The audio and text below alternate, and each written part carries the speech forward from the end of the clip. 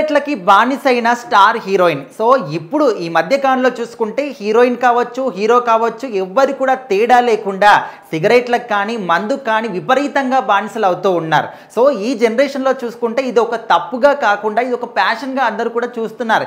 ఇంతకు ముందు రోజుల్లో చూసుకుంటే సిగరెట్లు కాల్చడం కానీ, మందులు తాగడం కానీ కంప్లీట్గా ఎవరో ఒక్కళ్ళు పెద్దవాళ్ళు తాగుతుంటే అరే ఇది తప్పు కదా అనుకునే వాళ్ళు చాలామంది ఉంటే, ఇప్పుడు ప్రతి ఒక్క గల్లీలో కూడా చిన్న పిల్లల దగ్గర నుంచి ప్రతి ఒక్కరు ఆడపిల్లలు కానీ, మగవాళ్ళు కానీ ఇది విపరీతంగా ఒక ప్యాషన్గా దీన్ని చూస్తూ ఉన్నారు.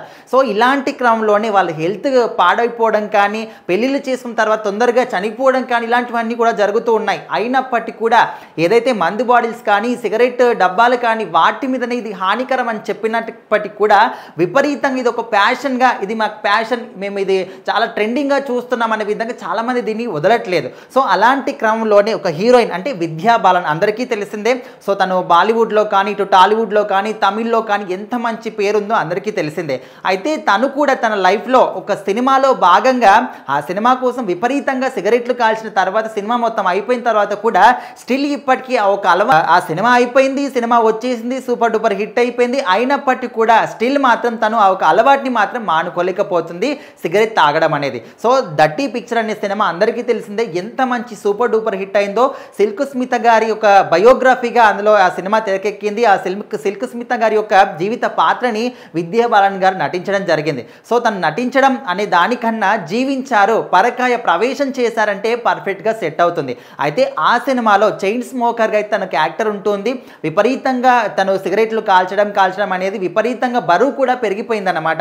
సో మరి ఆ సినిమా వల్ల తను సిగరెట్లు కాల్చడం అనేది ఒక అలవాటుగా మారిపోయింది, బరువు పెరిగిపోయింది. ఇప్పటికి కూడా స్టిల్ తన అలవాటు మాత్రం మానుకోలేకపోతుందంటే, ఎంత మానుకోవాలని ట్రై చేసినా కూడా, ఎన్ని క్లినిక్ సెంటర్లకు వెళ్ళినా కూడా, తను ఎక్కడికి వెళ్ళినా కూడా అలవాటు మాత్రం మార్చుకోలేకపోతుందంట. సో ఆ విధంగా కొంతమందికి అలవాట్లు అనేవి అదే విధంగా ఉండిపోతూ ఉంటాయి.